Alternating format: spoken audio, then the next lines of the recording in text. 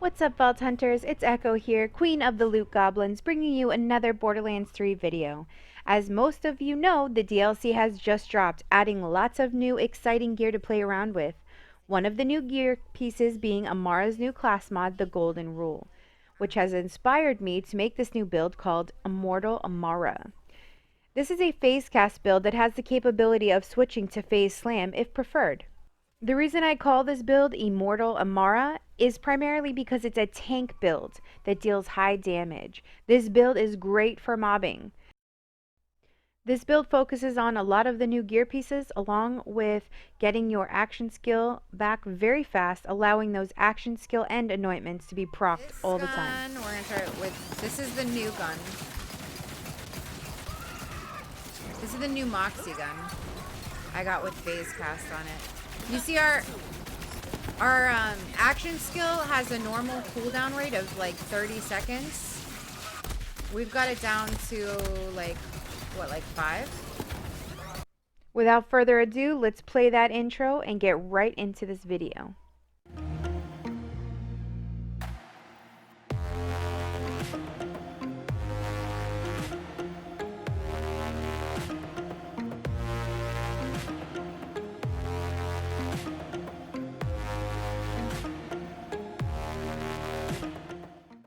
The first thing I want to talk about is which action skill to choose.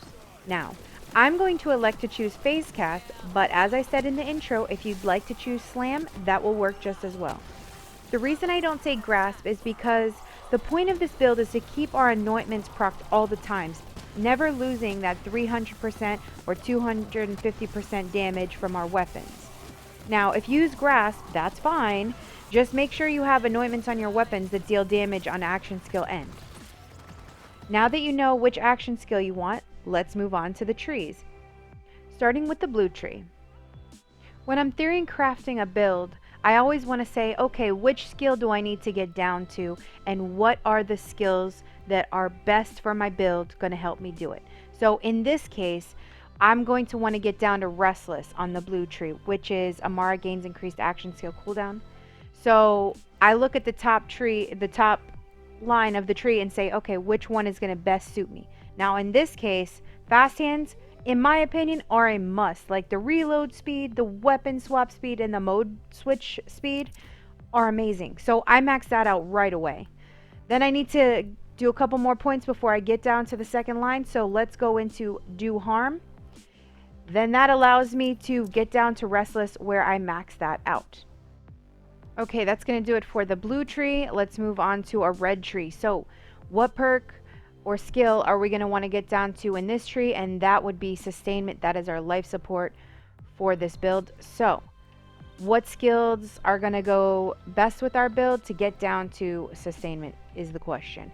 In every Amara build, I like to max out Anima. That's a must for me, where Amara's status effect deal increased damage. That's really big for me. Next, we're going to max out Tempest, which is increased elemental damage, because of course, as we know, Amara is all about elemental damage. And in this case, shock damage is further increased. We're going to put 1 point into Steady Hands, because we are going to need to get down the tree. I'm going to max out Wildfire, which applies a status effect to an enemy. It has the chance to spread. We're going to go down to Indiscriminate, which ricochets bullets. Then we're going to put a point into Deep Well because we need 1 more point to get down to Sustainment. That gives us increased mag size with elemental weapons. Now we're at Sustainment, which is Amara gains lifesteal whenever she deals elemental damage with her weapon. In this case, we're lifestealing 20% of our damage dealt. Then 1 point into the Capstone because that's just going to give us bonus elemental damage based on my action skill elements. Alright, that is going to do it for our red tree. So let's move on to our last and final tree, which is our green tree. We are going to put 3 points into personal space, which gives us up close and personal damage. The closer we are to the target, the greater the bonus. We're going to put 4 points into Root to Rise. And finally, we're going to put our last remaining 5 points into Helping Hands. The green tree is where we get a lot of our tankiness from. Helping Hands is the damage reduction, and Root to Rise gives us max health. Now let's talk about our action skill. I like to choose Deliverance for phase cast and equip Soul Sap just for the extra health. When I'm fighting shield and flesh guys, I like to equip Fire as my element. But if I'm fighting robots, I just go ahead and quickly switch it over to Corrosive. Now let's get into the fun stuff, the gear we've acquired. Starting with the shield, I got this Rico shield. I believe you get it from completing the DLC. It gets mailed to you. The flavor text is, "You want to live forever." And immediately, I knew where it came from. One of my all-time favorite movies, please don't at me, Starship Troopers. Come on, you ape, you wanna live forever! This shield is perfect for what I'm trying to accomplish in this Immortal Amara build. The stats on this shield are insane. 50% chance to reflect bullets while shielded and 80% to reflect while not shielded. Yes, I said 80%. On top of that, I snagged one with an anointment that returns 30% of all damage taken to my attacker. This shield is my pride and joy. If you don't have this Rico shield, you can always use a Resident Backcam. That works great as well. I wanted to make a build on the new stuff, you know. Hello, Private Beans.